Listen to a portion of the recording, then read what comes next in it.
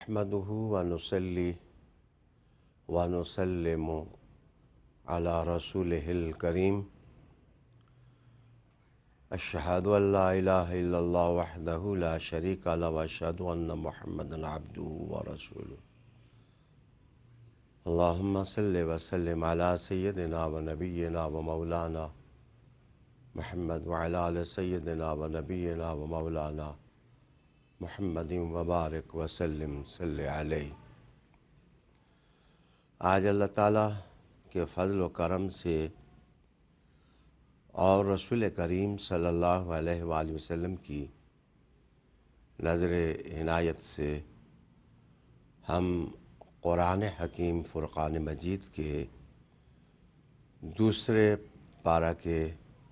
مضامین کی تلخیص عرض کر رہے ہیں۔ قرآن مجید کا دوسرا جز اور دوسرا پارہ جن الفاظ اور کلمات کے ساتھ شروع ہو رہا ہے وہ ہیں سیقول السفہاء،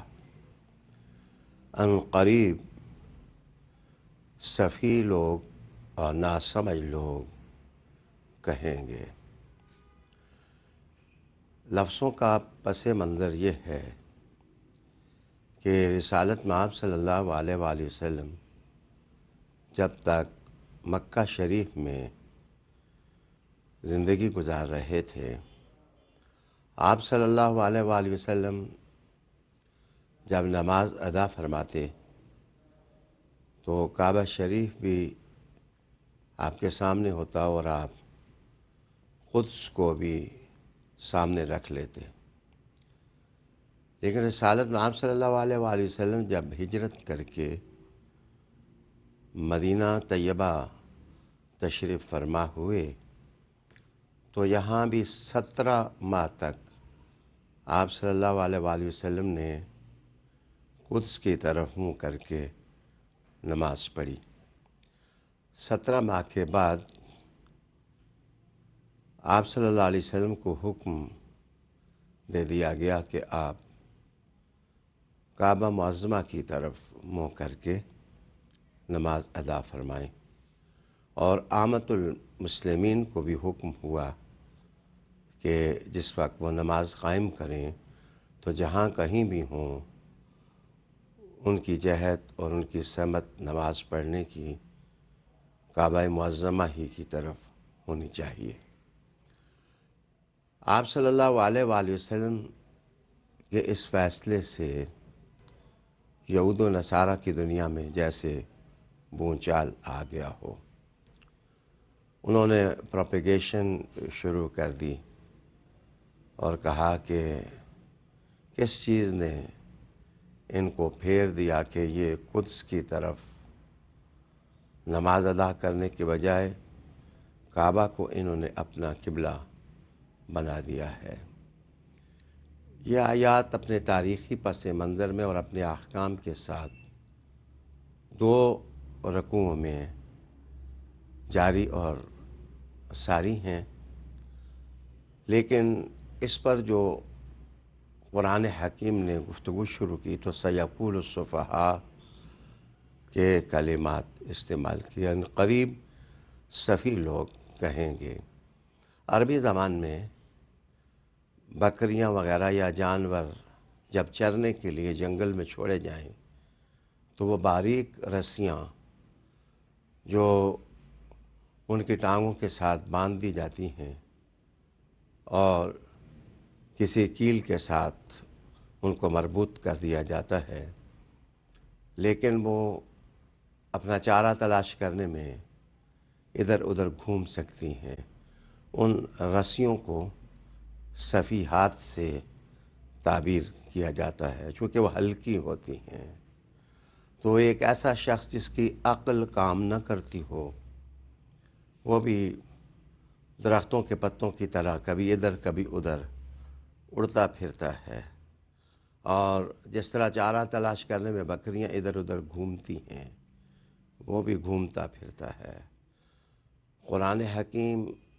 مذہب منطق و عقل ہے، جتنا زور سوچ اور شعور پر قرآن حکیم نے دیا ہے، دنیا کی کسی اور کتاب نے نہیں دیا ہے۔ اللہ کی کتاب نے یہود و نصارہ کی سوچوں پر تبصرہ کیا کہ یہ عقل کے کتنے ہلکے لوگ ہیں کہ بجائے اس کے کہ حق کو تسلیم کریں، انہوں نے حق کو تسلیم کرنے کے بجائے حق کو رد کر دیا، اور نہ صرف رد کیا بلکہ الزامات کا ایک سیاہ اور کالا سلسلہ شروع کر دیا، وہ بھی جان رحمت اور جان رسالت صلی اللہ علیہ وآلہ وسلم کے خلاف۔ یہ دو رکوع اسی تاریخ کے بیان کرنے میں قاری قرآن محسوس کرے گا کہ گزر جاتے ہیں۔ اس میں دو چار چیزیں اور توجہ کے لائق رہتی ہیں کہ حضور پاک صلی اللہ علیہ وسلم کی امت کو اللہ نے امت وسط قرار دیا۔ امت وسط کا معنی امت معتدل ہے، جو اپنی سوچ میں، اپنے عمل میں اور اپنے رویے میں معتدل ہوں، اور جو عالمگیر لیڈرشپ ہوتی ہے اس کی خوبصورتی یہ ہوتی ہے کہ اس کے اندر فلیکسبلٹی ہوتی ہے، وہ تمام لوگوں کو لے کر چلنے کے قابل ہوتی ہے۔ رسول پاک صلی اللہ علیہ وآلہ وسلم کی امت کو امت وسط قرار دیا گیا تاکہ اگلوں پچھلوں کی امامت کا جو تصور ہے وہ ابھر جائے۔ اس کے بعد قرآن حکیم نے امت مسلمہ کو کہا کہ تم لوگوں پر گواہ ہو، جیسے کہ وَيَكُونَ الرَّسُولُ عَلَيْكُمْ شَهِيدًا، رسول معظم تم پر گواہ ہیں۔ گواہ ہونے کا مطلب گواہی گزارنے والا نبی بھی ہے اور امت بھی ہے، لیکن اس کا مفہوم آج عصری مسائل کے تناظر میں ماڈل اور نمونہ سے کیا جا سکتا ہے، جیسے کہ رسول معظم امت مسلمہ کے اراکین معظمین تمہارے لیے نمونہ ہیں، تم امت ہونے کے لحاظ سے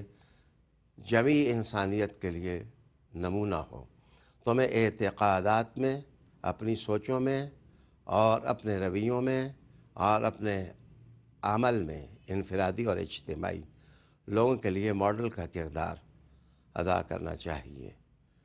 اس کے بعد قرآن حکیم فرقان مجید نے یہ تاریخ بیان کرنے کے بعد اسلام کا نظام الاخلاق بیان کیا، اور اس کا انداز بھی اتنا جمالیاتی رکھا کہ رحمت عالم صلی اللہ علیہ وسلم کی وہ صفات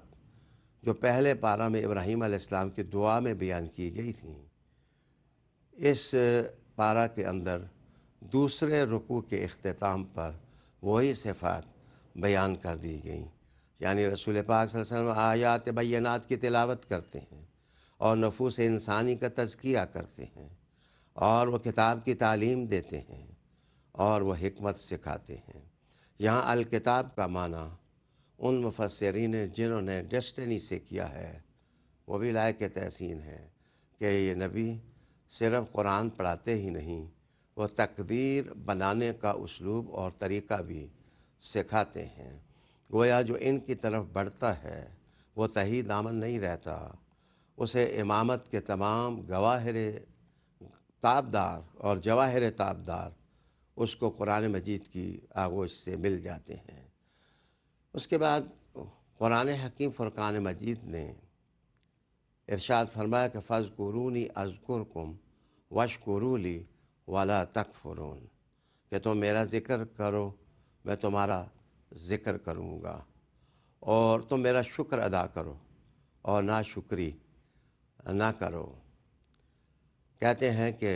اخلاقیات کی جان وہ اللہ کی نعمتوں پر اس کا شکر ہوا کرتا ہے۔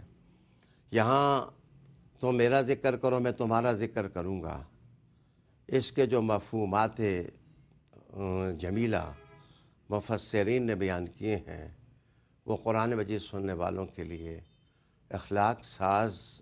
ثابت ہو سکتے ہیں، ان کی روحانیت کو مستحکم کرنے والے ہو سکتے ہیں۔ کہا گیا، مفسرین کہتے ہیں کہ فَاذْكُرُونِی کا مطلب یہ ہے کہ تم مجھ سے دعا مانگو، اذکرکم، میں تمہارا ذکر اس طرح کروں گا کہ تمہاری دعاؤں کو سن لوں گا۔ یہ بھی کہا گیا کہ اس کا معنی یہ ہے کہ تم میرا ذکر کرو، تم میری ثنا بیان کرو، اور اذکرکم، میں تمہاری مدد کروں گا۔ اور یہ بھی کہا گیا کہ تم خوشیوں میں مجھے یاد کرو، جب تم تکلیفوں میں مبتلا ہو جاؤ گے تو میں تمہیں یاد کروں گا۔ اور یہ بھی کہا گیا کہ تم میری عبادت کرو اور عبادت کے ساتھ مجھے یاد کرو، اور میں تمہاری زندگی کے مختلف حالات اور شؤون میں تمہاری مدد کرتا رہوں گا۔ یہ تعلیم قاری قرآن کو دینے کے بعد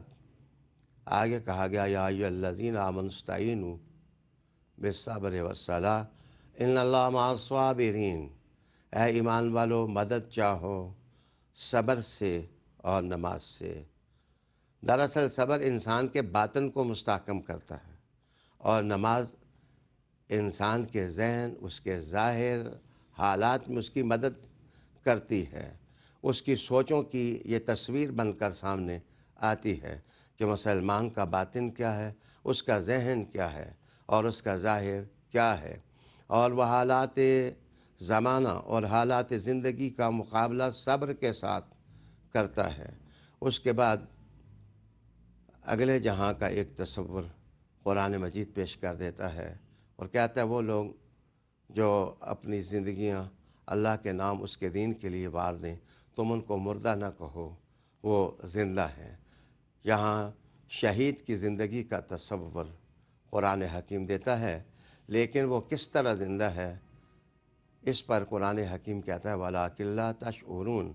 تم ان کی زندگی کا شعور پا نہیں سکتے، تم سمجھ نہیں سکتے۔ ظاہر ہے انسان جو کچھ دیکھتا ہے سب کچھ وہی نہیں ہے، اس کے دیکھے گے سے بھی ماورا ایک جہاں ہے، جہاں ہی نہیں بہت سے جہاں ہیں۔ اللہ رب العالمین نے فرمایا کہ بہت ساری چیزیں تمہاری سمجھ میں آنے والی ہیں اور بہت ساری چیزیں تمہاری سمجھ سے ماوراء ہیں، لیکن ان کی حقیقت سے انکار نہیں کیا جا سکتا۔ یہاں ایک جملہ قرآن حکیم نے رسول پاک صلی اللہ علیہ وسلم کی زبان سے ادا کیا، الحق من ربک، جس وقت یہ حقائق تمہارے سامنے لائے جا رہے ہیں تو تم ذہن میں یہ بات رکھو کہ یہ سب کچھ تمہارے رب کی طرف سے اور تمہارے پروردگار کی طرف سے یہ حق ہے۔ اس کے بعد انسانی زندگی کا مقصد بیان کیا جا رہا ہے۔ انسان بعض اوقات محسوس کرتا ہے کہ تلخیوں نے، آزمائشوں نے، امتحانات نے اور مشکلات نے اس کو گھیر لیا ہے۔ قرآن مجید وَلَنَبْلُوَنَّكُمْ بِشَيْءٍ مِّنَ الْخَوْفِ وَالْجُوعِ سے سلسلہ شروع کر کے سمجھاتا ہے قرآن پڑھنے والوں کو کہ یہ سختیاں یہ نہ سمجھیں کہ تمہیں گرانے کے لیے ہیں، تمہیں دبانے کے لیے ہیں۔ یہ سختیاں آزمائش ہیں، جب تم اس آزمائش میں پورے اترو گے تو تمہارے اندر سے صلاحیتوں کی روشنی پھوٹے گی اور تمہاری اہلیتوں میں اضافہ ہو جائے گا، اور تم اس سے بڑے کسی مسئلے کا مقابلہ کرنے کے لیے تیار ہو جاؤ گے۔ آگے قرآن حکیم نے زندگی کی تعریف یوں کی اور کہا کہ اصل بات تو یہ ہے کہ انا للہ و انا الیہ راجعون، ہم اللہ کے لیے ہیں اور ہم نے اسی کی طرف لوٹ کر جانا ہے۔ حضرت مولا علی کرم اللہ وجہ الکریم کا ایک ارشاد ہے، انہوں نے کہا کہ صبر کیا ہے اور بہادری کیا ہے۔ آپ نے فرمایا کہ انا للہ سے جو ہے وہ بہادری کو سمجھا جا سکتا ہے، وَإِنَّا إِلَيْهِ رَاجِعُونَ سے صبر کی تعریف کی جا سکتی